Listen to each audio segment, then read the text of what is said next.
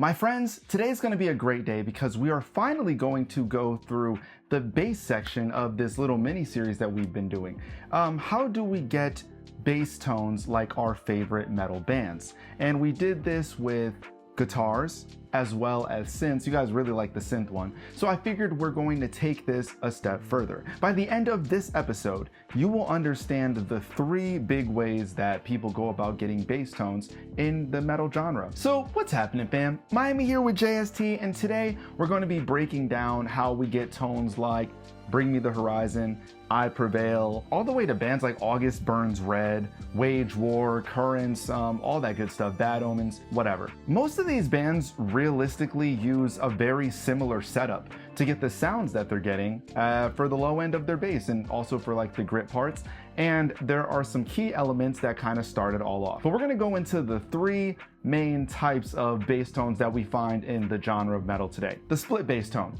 This is one that was really popular on our channel. I did a video on how you split a bass into 2 different parts, having a clean low end and distorted top end. We're gonna go through that again. We're gonna update it a little bit. Second, a round bass tone. This is typically when people are gonna be going for a more mid-forward bass sound, one that doesn't scoop it out, and that can work really well.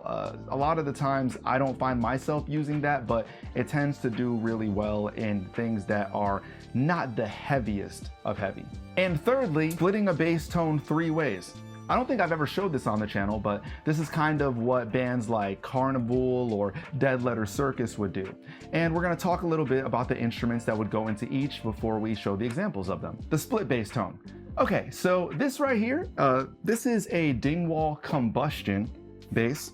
One of the most popular that you're going to see, and when you see split bass tones, a lot of the time it's going to be with something like this. This is a 5-string. It sounds absolutely awesome, and I wouldn't use it so much for like the mid bass tones that are being pushed, but when you're doing the split technique, it sounds really great. We're not going to use this actual Dingwall. What we're going to do is use the one from Submission Bass. That's a great sample library from our friends at Submission Audio, and there's Euro bass, Gin bass, all different types, but the Dingwall one is the one that sticks with me in this scenario. And the way that that typically works is you're going to distort the top of it, and you're going to have a crossover frequency, and you're going to make the end extremely clean and limited. A very popular distortion for the top of that would be the Sansamp RBI.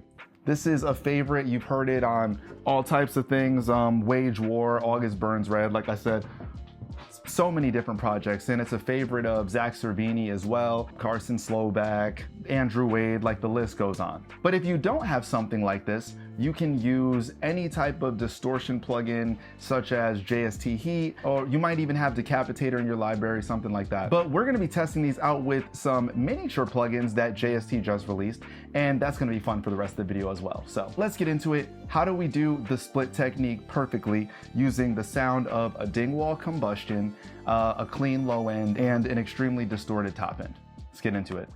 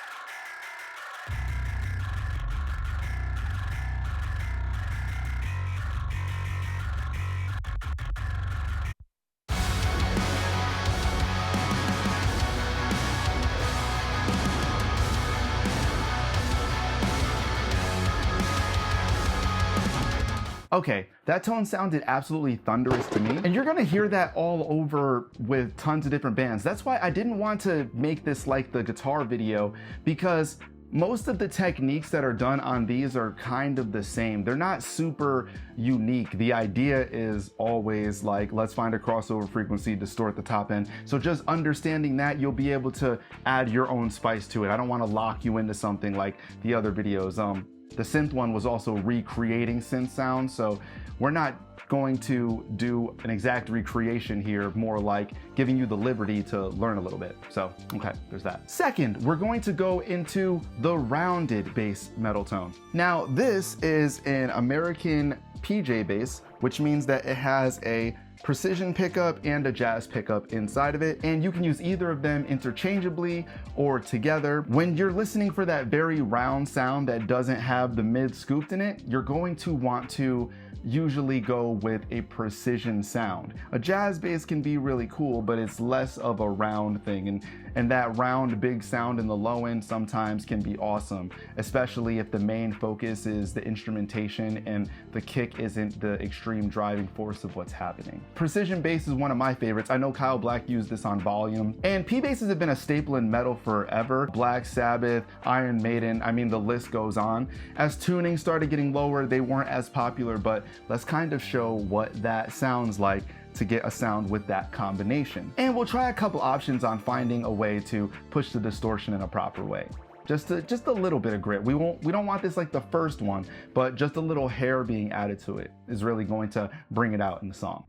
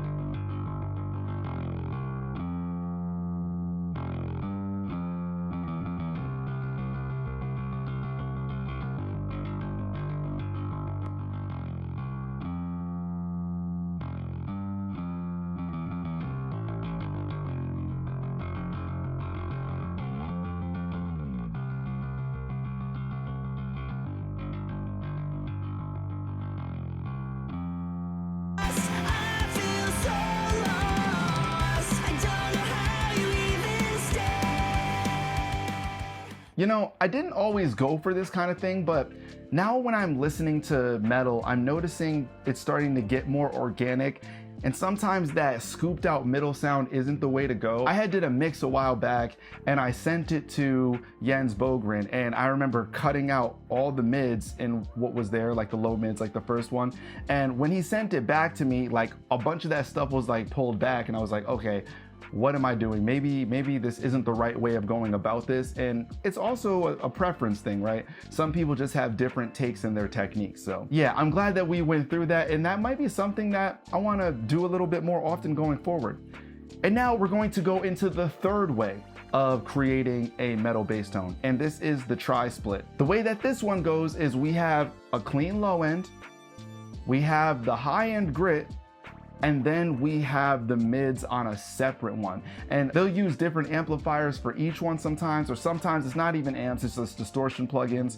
This is another time that a Sansamp RBI could come into use, or you might even want to send one of them through like a 5150 to have that, and then try to get a more mid forward bass amp like an Ampeg SV2, have one of those down there. This technique is most notably going to be done in prog metal, and you'll hear that with stuff by Forrester Saval, like I was saying before. Carnival makes some of the best music of all time, and that dude is just the king of figuring out where the crossovers work for all of those things. But we're going to try that out and showcase it so you have another option for creating your bass tone.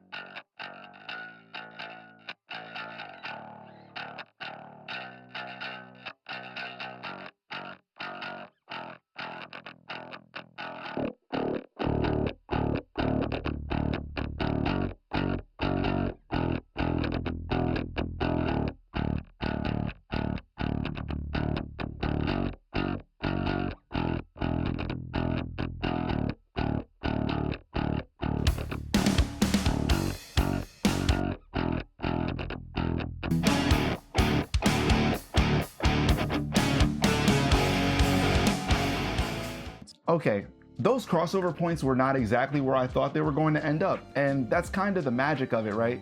If you're going to test out different amplifiers each time or different plugins on stuff, you're going to see things that work sometimes, but when the source material is different, it's not going to matter as much, and you get to experiment. I think that is probably the most experimental of all of these, because taking a P bass and running it through an Ampeg, and then maybe saturating it a little bit, like that's pretty straightforward. People have been doing that forever.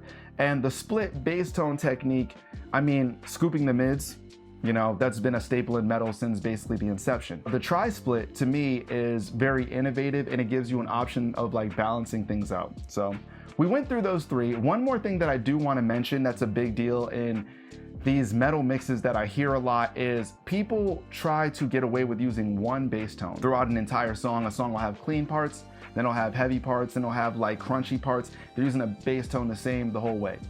You can really make a song's dynamics change by changing your bass tone and having different parts for different parts of the song. And I think that we've gotten kind of lazy by choosing to not automate that. Just because you're using plugins doesn't mean you can't automate the level of distortion and gain and stuff. So that's pretty much my take on how we go about creating bass tones like our favorite bands in metal. And yeah, maybe they're using a Kiesel instead of a Dingwall, or maybe it's not the Sansamp RBI, it's the one that I have back there, the Tech 21.